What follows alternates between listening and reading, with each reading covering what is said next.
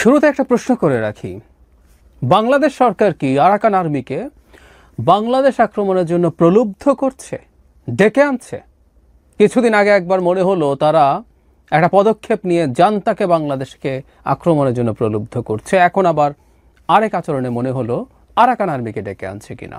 মানে সরকারের কোনো পলিসি আদৌ আছে কিনা সেই প্রশ্ন করা জরুরি, এবং যেটা তার চাইতেও জরুরি, যে কোনো মূল্যে একটা গ্যাঞ্জাম বাঁধিয়ে দেয়া, একটা লো ইন্টেন্সিটি ওয়ার, সিকিউরিটির ভাষায় বলে, খুব টাফ ওয়ার না, খানিকটা সীমান্ত সংঘর্ষ, এই ধরনের একটা যুদ্ধ, লো ইন্টেন্সিটি, খুব অল আউট টাইপের যুদ্ধ না, সরকার বাধাতে চায় কিনা। বা সরকারের একটা অংশ নির্বাচন নিয়ে যেহেতু তাদের ভীষণ অ্যালার্জি আছে। বিবিসি বাংলার এই রিপোর্টটা আপনারা একটু দেখে নেবেন। এটা একটা ভিডিও রিপোর্ট। তাদের রিপোর্টার গিয়েছিলেন রোহিঙ্গা যে ক্যাম্প আছে সেখানে। তাদের এটার কারণ হচ্ছে একটা ইন্টারন্যাশনাল ক্রাইসিস গ্রুপ, একটা খুবই বিখ্যাত থিঙ্ক ট্যাঙ্ক, তাদের একটা রিপোর্টে বেশ কিছু তথ্য এসছে। তারা সেটা সরেজমিনে পরীক্ষা করতে গিয়েছিলেন সেখানে, এবং সেটা সত্যতা তারা পেয়েছেন। এবং এটা ফিসফাস খানিকটা শোনা যাচ্ছিল, কিন্তু আইসিজি খুব ক্লিয়ারলি বলছে তারা মনে করে এটা সত্য।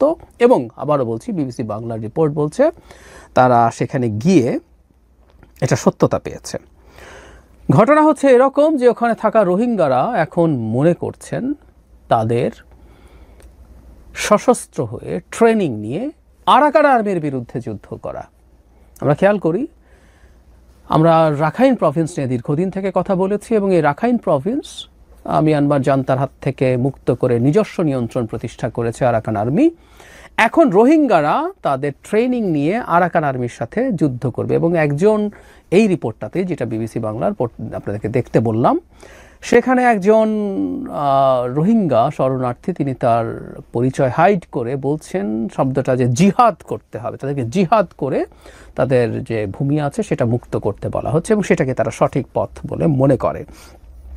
আমরা দীর্ঘদিন থেকে জানি এই আলাপ আছে, এটা কতটুকু সত্যতা মিথ্যা সেটা অন্য আলোচনা, আলাপ আছে, এবং নিশ্চয়ের ক্ষেত্রে খানিকটা সত্যতাও আছে। এখানে বিবিসি বাংলা এসে বলল যে তারা সরেজমিনে ওখানে কথা বলে নিশ্চিত হতে পেরেছে ওখানে 3টা অন্তত গ্রুপ খুবই ক্রিয়াশীল আছে। এগুলোর নাম দুটো নাম আমরা অনেকেই জানি, আরসা এবং আরএসও। ইসলামিক মাহাজ নামে একটা সংগঠনের অস্তিত্ব সেখানে আছে, এবং এছাড়া ARA নামে আরেকটা সংগঠনের অস্তিত্ব পাওয়া গেছে। এই সংগঠনগুলো রীতিমতো ট্রেনিং দিচ্ছে, মানে এখনও সশস্ত্র না হলে কিছু ফিজিক্যাল, আমরা জানি যে কেউ যখন যুদ্ধ করতে যায় তার কতগুলো ফিজিক্যাল ট্রেনিং হয় ফিটনেসের জন্য, সেগুলো তারা সীমান্ত এলাকায় নিচ্ছেন বলে তথ্য। এবং আরও ইন্টারেস্টিং কথা যেটা, সেটা হচ্ছে ওখানকার একজন বাঙালি বলছেন যে কেউ কেউ ওপারে গিয়ে যুদ্ধ করে আবার ফেরত আসছেন, 20 জন 50 জন যাচ্ছেন, যুদ্ধ করছেন, আবার ফিরে আসছেন। এই পরিস্থিতিও আছে, এই রিপোর্টে বলা হচ্ছে। স্বাভাবিকভাবে যেটা হয়, রোহিঙ্গা বিষয়ক বাংলাদেশের যে কমিশনার আছে তার সাথে কথা বলা হলো, তিনি আউটরাইট এটা অস্বীকার করলেন যে এরকম কিছু না, কোনোভাবে এটা করছে না, এটা করারই কথা, এটা বলারই কথা। কিন্তু ওই রিপোর্টে বলা হচ্ছে বাংলাদেশ সরকার তাদেরকে পেট্রোনাইজ করছে, এবং সেখানে নিরাপত্তার দায়িত্বে থাকা আর্মস পুলিশ ব্যাটালিয়নের যিনি চিফ আছেন তিনিও স্বাভাবিকভাবে অস্বীকার করছেন। তারা বরং কীভাবে আরসার লোকজনকে ধরপাকড় করেছেন সেই তথ্য দিলেন, এবং এইসব ক্ষেত্রে খানিকটা সত্য তথ্য আছেও। প্রধান নেতা কেউ কেউ গ্রেফতার হয়েছে সরকারের হাতে। মোটা দাগে তাহলে ব্যাপারটা এইরকম দাঁড়ালো যে বাংলাদেশ সরকার এনকারেজ করছে রোহিঙ্গাদেরকে, তারা সশস্ত্র ট্রেনিং নেবে, অস্ত্র নেবে। এখন এই অস্ত্র কোত্থেকে কীভাবে যাবে আমরা বুঝতে পারি নিশ্চয়ই। রোহিঙ্গাদের সাথে, মানে রোহিঙ্গাদের কাছে অস্ত্র যাওয়ার পথ মিয়ানমারের দিক থেকে নেই, বা তারা এমন কোনো জায়গায় নেই যার সাথে অন্য কোনো দেশের বর্ডার আছে, তারা বাংলাদেশে আছে। তাহলে টেকনিক্যালি ব্যাপারটা এরকম দাঁড়ালো যে বাংলাদেশ হয়ে তাদের হাতে অস্ত্র যাবে, সেই অস্ত্র নিয়ে তারা আরাকান আর্মির সাথে ফাইট করবে, ফাইট করে তাদের মাতৃভূমি, তারা জিহাদ শব্দটা ব্যবহার করছে, আমি আবারও এটা উল্লেখ করছি, করে তারা মাতৃভূমি উদ্ধার করবেন। এই হচ্ছে তাদের প্ল্যান। এবং ওখানে আরেকটা পরিসংখ্যান দেওয়া আছে, খুবই কম্প্রিহেন্সিভ রিপোর্ট ওটা, এটাও খুবই অ্যালার্মিং। 13 লাখ রোহিঙ্গা আছে, তার মধ্যে 34%, আমরা 1/3 যদি গ্রসলি ধরি, যারা ইয়াং পিপল। তার মানে আমরা সংখ্যাটা খেয়াল করছি 4 লাখের বেশি, মানে এরও 1/4। আমরা একটা কথা মনে রাখবো যে এরকম একটা অত্যাচারিত জাতিগোষ্ঠী, যারা অত্যন্ত ছোট একটা জায়গায় গাদাগাদি করে, পৃথিবীর সবচেয়ে বড় একক শরণার্থী শিবির কিন্তু কুতুপালং, খুব ছোট্ট এলাকায় 10 লক্ষ মানুষ ওখানে থাকে।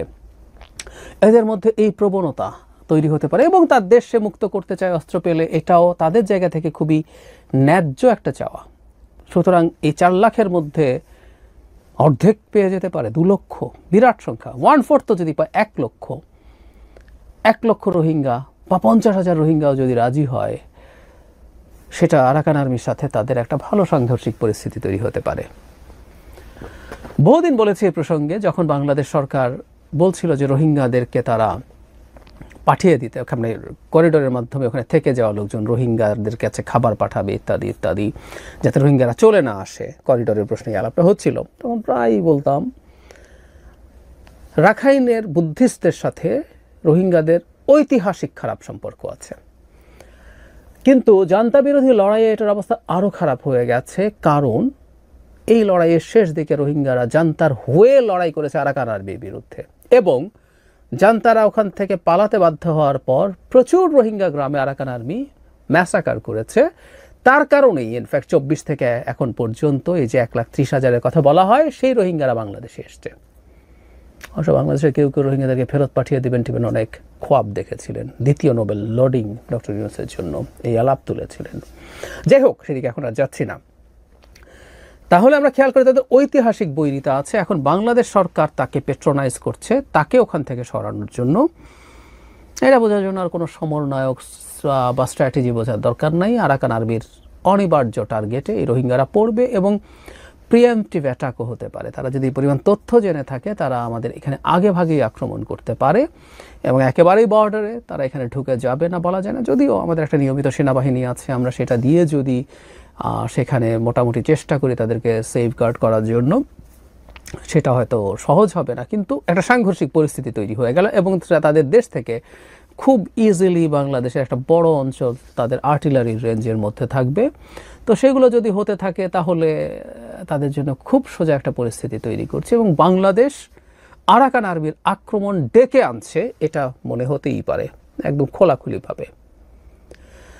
তাহলে খেয়াল করছি আমরা একটু যদি আসি যে একটা করিডোর করার পরিকল্পনা হয়েছে, সেই করিডোর করার পরিকল্পনাও যে শেষ হয়েছে তা আমরা এখনও নিশ্চিত নই। প্রধান উপদেষ্টা তার ভাষণে এটা নিয়ে কথা বলেছেন এবং তিনি এটার প্রয়োজনীয়তার আলাপ করেছেন। এটাকে করিডোর বলেন না, তারা অন্য কিছু বলেন, নানান কিছু প্যাসেজ, চ্যানেল ইত্যাদি ইত্যাদি। তারা সেটা করলেন কি না করলেন সেটা পরে দেখা যাবে। তারা ধরে নিলাম যে এখন যদি সেখান থেকে সরে আসে, তাহলে এখন নতুন যে বাস্তবতা তৈরি হয়েছে, আবারও বলছি, এটার সাথে বাংলাদেশ সরকার ইনভলভড আছে, এই কথা বলা হচ্ছে। এই আলাপ আমরা আমাদের মধ্যে করেছি যে চাইলেও এরকম কেন করা হচ্ছে না। তাহলে অন্তত একবার জিয়াউর রহমানের সময় যখন রোহিঙ্গারা এসেছিল, তখন এই ধরনের আলাপ আছে যে তিনি এই ধরনের একটা হুমকি মিয়ানমারকে দিয়েছিলেন, তুমি যদি এদেরকে ফেরত না আনাও তাহলে আমি কিন্তু এদেরকে অস্ত্র দিয়ে তোমার উপরে পাঠাচ্ছি। সেই কৌশল কি আজকের পৃথিবীতে কোন, ওই কালে এটা কাজ করেছিল বলে আজকের পৃথিবীতে এটা কাজ করবে? এগুলো খুবই মানে অর্ডিনারি, বোকা ধরনের চিন্তা। কারণ আজকের মিয়ানমারের পেছনে চায়না আছে।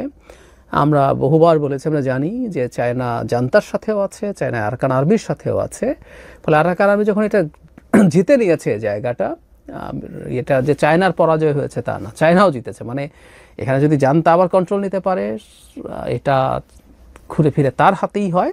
কিন্তু বাংলাদেশ এখানে যদি ইনভলভড হয়, এবং অবশ্যই আমেরিকার হয়ে, আমেরিকার স্বার্থ এখানে এখন খুব ভালোভাবেই আছে, যদি সেটা হয়ে থাকে, জাতিসংঘ যেহেতু আগে করিডোর চেয়েছিল, তারা এখানে খুবই অ্যাক্টিভ, সেটা যদি হয়ে থাকে এটা সমস্যা তৈরি করবে। চায়নাও চাইবে না এখানে কোনোভাবেই আমেরিকা এসে প্রবেশ করুক।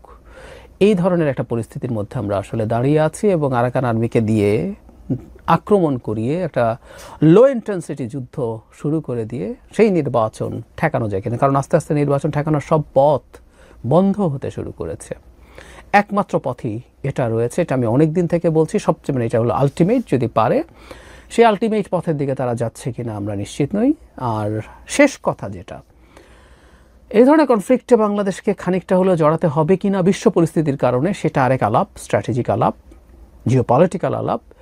সেরকম কিছু যদি করতে, সেটা এই রকম সরকারের অধীনে থেকে সেটা হতে পারে না, কারণ এতে নির্বাচন অনিশ্চিত হয়ে যাবে। এটা নির্বাচিত সরকার যদি আসে এবং সেই পরিস্থিতিতে যথেষ্ট আলাপ আলোচনার মাধ্যমে যদি এই ধরনের একটা সিদ্ধান্ত নেওয়া হয়, সেই ক্ষেত্রে সেটা বরং রাষ্ট্রের জন্য ভালো কিছু হবে। এই সরকার কোনোভাবেই যেন মিয়ানমার ইস্যুতে কোনো পদক্ষেপ নিতে না পারেন, আমাদের জায়গা থেকে সেই শোরগোল জারি রাখতে হবে।